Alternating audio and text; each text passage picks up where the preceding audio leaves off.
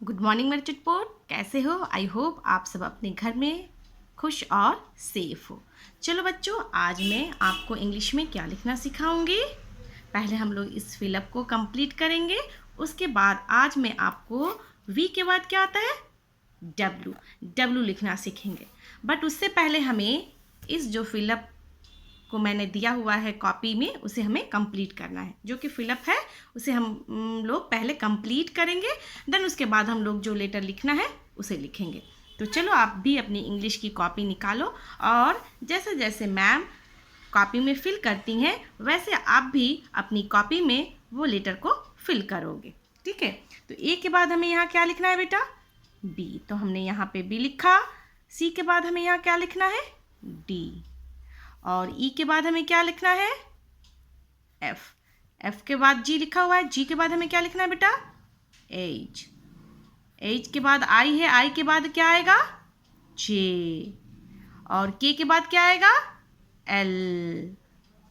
M के बाद क्या आएगा, एन।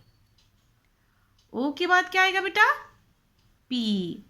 और क्यू तो लिखा हुआ है, अब क्यू के बाद क्या आएगा यहाँ पे, आर। तो हमें यहाँ पे आर लिखना है। एस के बाद क्या आएगा, टी। तो हमने यहाँ टी लिख दिया।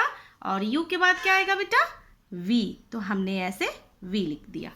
अब हमें वी के आगे वाला लेटर को लिखना है।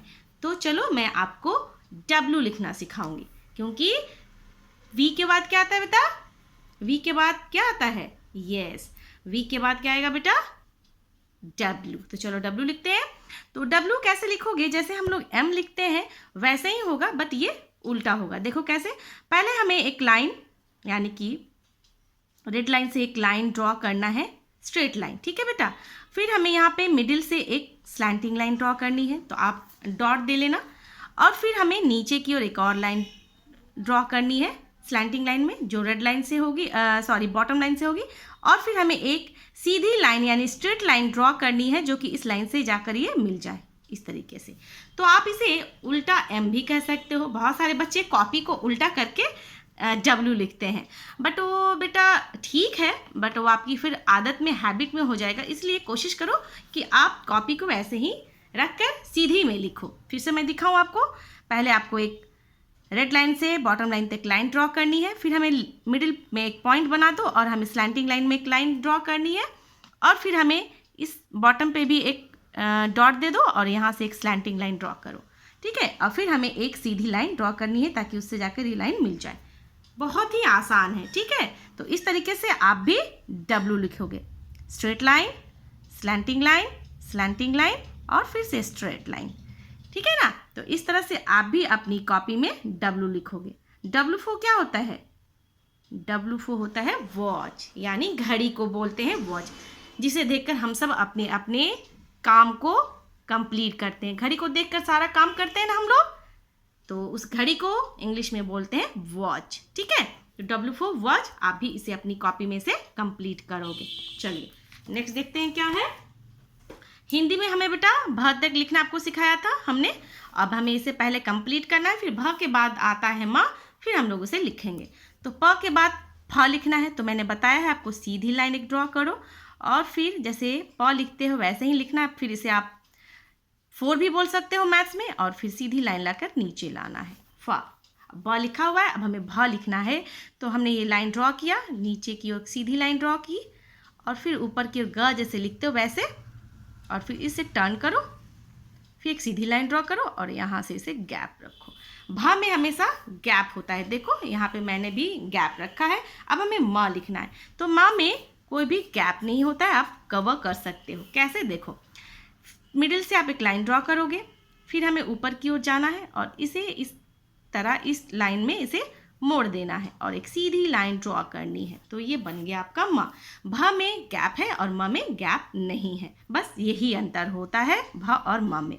फिर से देखो, हमें एक सीधी लाइन ड्रॉ करनी है, ग जैसा हमें बनाना है और फिर इस लाइन को इधर मोड़ देना है और सीधी लाइन एक ड्रॉ करनी है कि इस लाइन से वो मिल जाए।